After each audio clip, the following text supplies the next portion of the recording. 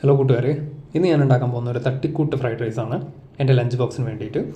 So ഞാനൊരു Chennai Mallu boy ആയതുകൊണ്ട് തന്നെ ഇവിടെ വാങ്ങാൻ കിട്ടുന്ന സാധാ അരിയാണ്, 60 രൂപയുടെ അരിയാണ് എടുത്തിട്ടുള്ളത്. പെട്ടെന്ന് വേവുന്ന അരിയാണ്. സോ ഇതൊരു 75 to 80% വെന്താൽ മതി. അതിലേക്ക് ആവശ്യത്തിന് വെള്ളം ഒഴിക്കുക.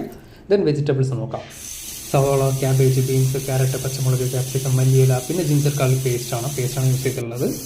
അരി അതിൻ്റെ പാട്ടിന് വേവട്ടെ. ഒറ്റ വിസിലിന് വേവുന്ന അരിയാണ്. ഞാനിവിടെ യൂസ് ചെയ്തിട്ടുള്ള സാധാ ചീനച്ചട്ടിയാണ്. വീട്ടിൽ നമ്മൾ ഫ്രൈഡ് റൈസ് ഉണ്ടാക്കുമ്പോൾ ഏറ്റവും നല്ലത്, നോൺ സ്റ്റിക്കിനേക്കാളും നല്ലത് ഫ്രൈഡ് റൈസ് ഉണ്ടാക്കാൻ ഇങ്ങനത്തെ ചീനച്ചട്ടിയാണ്. സോ അതിലേക്ക് ആവശ്യത്തിനുള്ള എണ്ണ ഒഴിക്കുക. എഗ് ഫ്രൈഡ് റൈസ് ആയതുകൊണ്ട് തന്നെ മുട്ട മസ്റ്റാണ്. സോ ഒരു മുട്ട പൊട്ടിച്ച് ഒഴിക്കുക. എന്നിട്ട് മുട്ട നല്ലോണം ചിക്കി എടുക്കുക. പിന്നെ അതിലേക്ക് നമ്മൾ അരിഞ്ഞ് വെച്ചിട്ടുള്ള സവോള ചേർക്കുകയാണ്. എന്നിട്ട് നല്ല രീതിയിൽ അതൊന്ന് ചെറുതായിട്ടൊന്ന് വഴറ്റിയെടുക്കുക. കുറച്ച് വഴറ്റിയാൽ മതി. സോ ഉള്ളി വഴഞ്ഞ് വന്നപ്പോൾ തന്നെ ക്യാബേജ് ഇട്ടിട്ടുണ്ട്. ക്യാബേജും എൻ്റെ കൂടെ നന്നായിട്ട് വഴറ്റിയെടുക്കുക. പിന്നെ അരിഞ്ഞ് വെച്ചിട്ടുള്ള ബീൻസ്, ക്യാരറ്റ്, പച്ചമുളക്, ക്യാപ്സിക്കം ഇതൊക്കെ അതിലേക്ക് ചേർക്കുക. എന്നിട്ട് നല്ലോണം വഴറ്റിയെടുക്കുക. അതിൻ്റെ കൂടെ തന്നെ ജിഞ്ചർ ഗാർലിക് പേസ്റ്റും കൂടെ ചേർത്തിട്ടുണ്ടായിരുന്നു. പിന്നീട് മല്ലിയില അതിലേക്ക് ചേർക്കുക. എന്നിട്ട് നല്ല രീതിയിൽ ഫ്രൈ ചെയ്തെടുക്കുക. നല്ലോണം ഫ്രൈ ആവണം. പിന്നെ ആവശ്യത്തിനുള്ള ഉപ്പ് ചേർക്കുക. കുറച്ച് കൂടുതൽ, അതായത് ചോറും കൂടെ ചേർക്കണമല്ലോ. സോ അതിന് പാകത്തിനായിട്ടുള്ള ഉപ്പ് അതിലേക്ക് ചേർക്കുക.